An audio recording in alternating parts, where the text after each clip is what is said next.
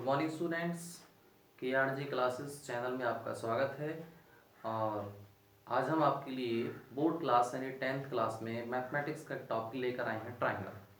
तो इस ट्राइंगल में हम आपको कुछ प्रॉब्लम्स इंपॉर्टेंट क्वेश्चन आपको समझाएंगे किस तरीके से हमें कम समय में ज़्यादा क्वेश्चंस को सॉल्व करना है। उसमें आप विशेष एक्यूरेसी पे और टाइमिंग का बहुत अच्छे से ध्यान रखेंगे।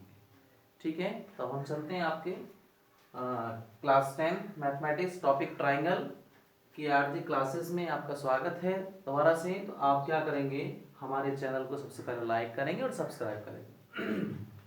क्वेश्चन नंबर 1 आपका दे रखा है इसमें कि ट्राइंगल MNP हमारा गिवन है, इसके अंदर एक और ट्राइंगल हमारा अंदर गिवन है। आप देखेंगे कि triangle MNP right angle triangle है। उसके बाद अंदर आपका जो ट्राइंगल है वो भी MOP राइट एंगल ट्राइंगल है। हमें यहाँ पे क्वेश्चन मार्क लगा हुआ है, नीचे ऑप्शन भी दिए हुए हैं। तो हमें इन ऑप्शन में से राइट ऑप्शन करेक्ट करना है। तो सबसे पहले हम देखेंगे कि हम इस साइड को कैसे फाइंड आउट करें। तो आपका जो अंदर वाला ट्राइंगल है वो राइट एंगल ट्राइंगल है, उसमें हमारे पास में हाइपोटेनस नहीं है। पाइथागोरस थ्योरम का अप्लाई करके हम निकालेंगे MP square is equal to 16 square plus 12 square, ये आपका 256, ये आपका 144। आप इसको ऐड करिए 0 5 और 9 0 और ये 4। इसका जब आप रूट निकालेंगे तो ये आपका MP इज इक्वल टू 20 आ जाएगा। ये वाली साइड हमारी आपकी 20 आ गई। उसके बाद में आपको पता है कि इस वाले ट्रायंगल में हमारे पास में 2 साइड गिवन हो गई, एक आपका ये गिवन हो गई, एक आपका ये गिवन हो गई। ये आपका हाइपोटेनस है। अगेन पाइथागोरस थ्योरम हम इसमें अप्लाई कर देते हैं। तो आप देखेंगे यहाँ पे निकाल लेते हैं। देखिए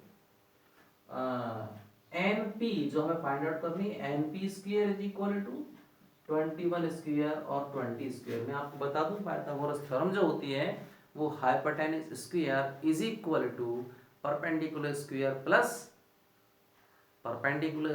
प्लस बेस स्क्वायर, ये थ्योरम होती है आपकी। इसको जब सॉल्व करेंगे 441 आ जाएगा, ये आपका और ये आपका 400 सॉरी, ये 400 होगा आपका 20 का स्क्वायर। जब इसको ऐड करेंगे आप तो इधर आपका आ जाएगा 841। NP पे हम रूट लगा देंगे इस तरह से। इसको आप स्क्वायर रूट को जब सॉल्व करेंगे पेयर बना के, ये लॉन्ग डिवीजन मेथड है। आप 2 2 जा 4, 3 3 जा 9 ज्यादा हो जाएगा, ये आपका यहाँ पे 4 हो जाएगा। ऐड करके यहाँ पे 4 और 1 9 से चला दीजिए, 9 9 जा 81, कैरी 8 और 9 4 जा 36, और इसको जब ऐड करेंगे तो ये 44 आ जाएगा। यानी आंसर हमारा यहाँ पे आ गया 29। क्लियर, ये कंप्लीट हुआ। Come on next question. Next question आपका गिवन है कि ट्राइंगल दिया हुआ है ABC, और उस ट्राइंगल में D and E are mid points हैं।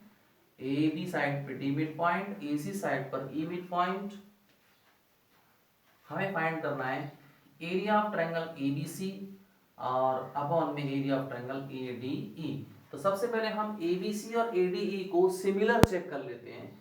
तो आप पहले 9th क्लास में देखेंगे, आपने मिड पॉइंट थ्योरम देखी होगी कि अगर किसी साइड पे ट्राइंगल की दोनों साइड पे, इस साइड पे और इधर वाली साइड पे D और E मिड पॉइंट्स हैं, तो ये जो इनसे हमने जो लाइन सेगमेंट ड्रॉ किया या फिर लाइन ड्रॉ की है वो आपकी DE पैरेलल BC होगी। लाइन में अगर आगे बढ़ा दूं तो लाइन बन जाएगी, लेकिन इस समय लाइन सेगमेंट है तो ये इसका पैरेलल होगा, यानी DE पैरेलल BC।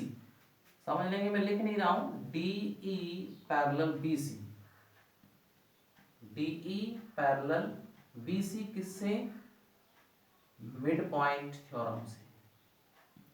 अब जब ये मिड पॉइंट थ्योरम से पैरेलल हो गया तो देखिए आपका ये एंगल करेस्पॉन्डिंग एंगल से, ऐसे यहाँ पे ये वाला एंगल और ये वाला एंगल मैंने दोनों को अलग अलग इंडिकेशन दे दिया है, ये भी आपका करस्पॉन्डिंग एंगल है। तो हमारा जो ट्रायंगल है, ट्रायंगल ABC सिमिलर हो जाएगा ट्रायंगल ADE के प्रॉपर्टी आपकी AA सिमिलरिटी से, राइट। जब आपके सिमिलर हो गए तो इनका जो एरिया होता है उनका इसमें एक थ्योरम अप्लाई होती है, if triangles are similar then ratio of their areas is equal to ratio of the square of corresponding sides, right। तो यहाँ पे हमारा अब D is मिड पॉइंट है तो हम लिखेंगे यहाँ ले लीजिए आप, D मिड पॉइंट है तो आपकी जो AB साइड है वो इज इक्वल टू होगी 2AD, राइट। तो यहां से हमारा AB upon 2 is equal to AD आ जाएगा, जिसका हम इसमें यूज करेंगे। जब ये आपके सिमिलर हैं तो सेम रेशो में हम इसको लिख सकते हैं, corresponding sides are same ratio.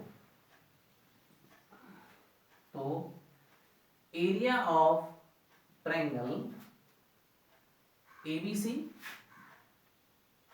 Upon में area of triangle ADE is equal to, इसकी साइड AB ले लेते हैं और इसकी साइड AD ले लेते हैं।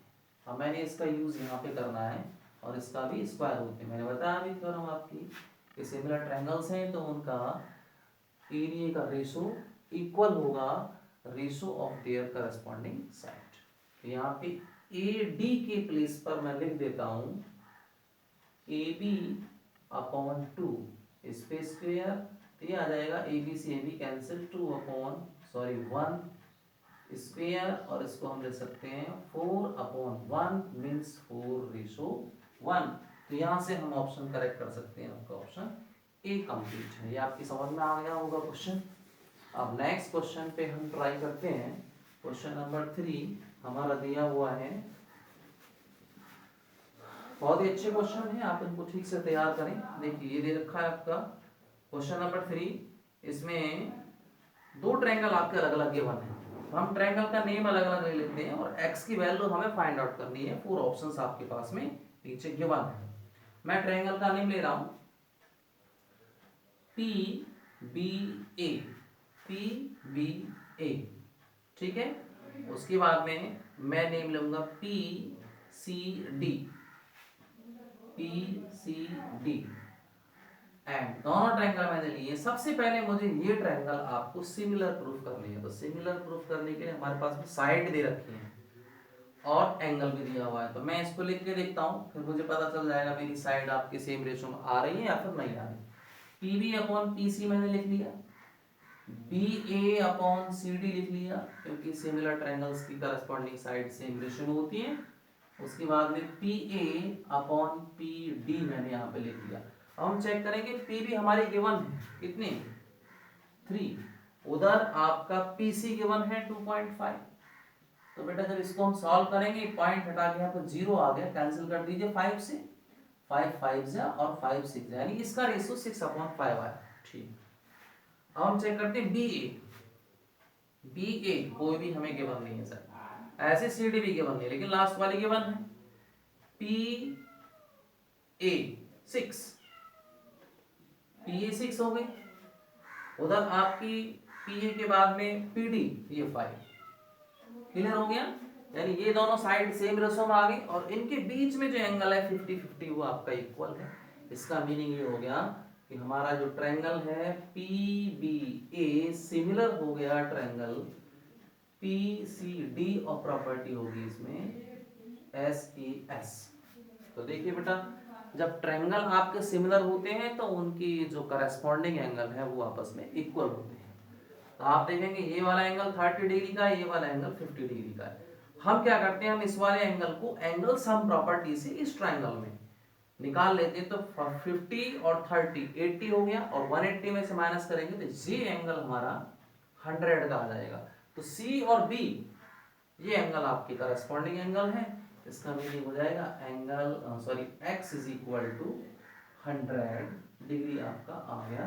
तो इसमें आप ऑप्शन लगा देंगे 100। वहां पे भी आप रफ पे ज़्यादा डिटेल में सॉल्व ना करें, आप जल्दी से सॉल्व करें। आपको पता चल जाना चाहिए एंगल कैसे निकलना है, क्योंकि आपके OMR में ऑप्शन पे आपको सर्किल करना है, इस पे कोई मार्क्स नहीं मिलना है, सॉल्यूशन कैसा किया है। तो करेक्ट आपका यहाँ पे 100 हो गया। क्लियर हो गया ना, दोनों ट्रायंगल को सिमिलर किया, सिमिलर करने के बाद में एंगल्स एंड प्रॉपर्टी से ये वाला एंगल निकाल लिया और ये एंगल आपका एक्स करस्पॉन्डिंग एंगल है, इसके इक्वल हो गया। अब चलते हैं क्वेश्चन नंबर 4। बहुत इजी क्वेश्चन है, इसमें सॉल्व करने की जरूरत नहीं, आपको देख के ही पता चल जाएगा। देखिए क्वेश्चन नंबर 4 में हमें सर्किल के अंदर ट्रायंगल दे रखा है और यहाँ पे ये जो एंगल है इसकी मेजरमेंट 45 डिग्री दे रखी है, इसका ध्यान रखें आप। तो 45 डिग्री दे रखी है आपकी, तो हमसे ये चार ऑप्शन दे रखे हैं कि इक्विलेटरल एंड सिमिलर है, या फिर आइसोसेल्स एंड सिमिलर है, या फिर इक्विलेटरल बट नॉट सिमिलर है, लास्ट वाला ऑप्शन है आइसोसेल्स बट नॉट सिमिलर। अगर इक्विलेटरल ट्रायंगल होता है तो उसके जो आपके तीनों एंगल होते हैं उनकी मेजरमेंट 60-60 होती है, लेकिन यहाँ पे 45 इसने पहले से इंडिकेट कर रखा है, इसका मतलब इक्विलेटरल वाली कंडीशन तो है ही नहीं।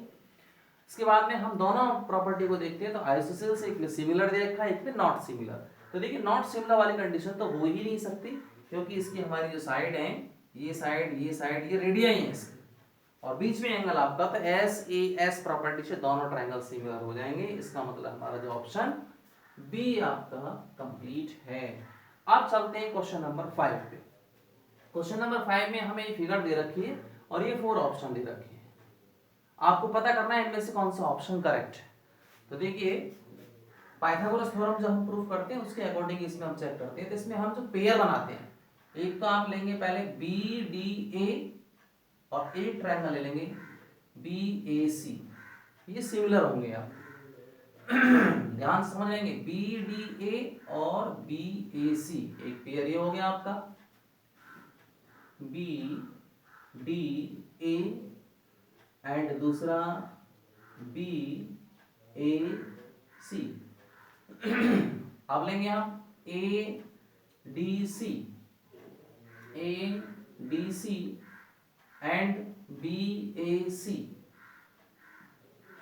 तीसरा लेंगे हम इन दोनों को B D A and A D C. देखिए ये दोनों तो हम लेंगे, लेकिन हमें इनसे पता चल जाएगा कि हमारे ट्रायंगल सिमिलर है। ये दोनों सिमिलर हैं क्योंकि इनका एक एंगल 90 डिग्री का, एक एंगल कॉमन है। ऐसे ये वाला सेम एक एंगल 90 डिग्री का है, एक एंगल कॉमन है, इसलिए ए सिमिलरिटी से दोनों हो गए।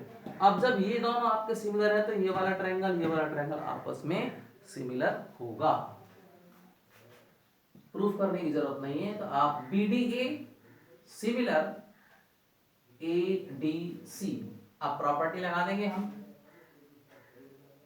साइड वाली सेम रेशो वाली B D upon A D is equal to D A या A D upon D C is equal to B A upon A C. तो मैं पहली दोनों को लेता हूं फर्स्ट को, इससे आपका आ जाएगा A D square is equal to B D multiply D C. अब देखिए आप चेक करेंगे, इसमें ये वाला A D square is equal to B D multiply C D या D C, option C is correct. इस तरह से आपको ये सॉल्यूशन आपको करने एग्जाम में बहुत कम समय में और एक्यूरेट निकालना है, और फिर उस पर एक सर्किल करने में विशेष ध्यान रखना है, ताकि आप कभी कभी ऐसा हो जाता है कि हमने क्वेश्चन सही निकाला है लेकिन सर्किल भी हम गलत पे भरे आते हैं, इसका आप ध्यान रखेंगे। Thank you and have nice day, और हमारे चैनल को लाइक करें, सब्सक्राइब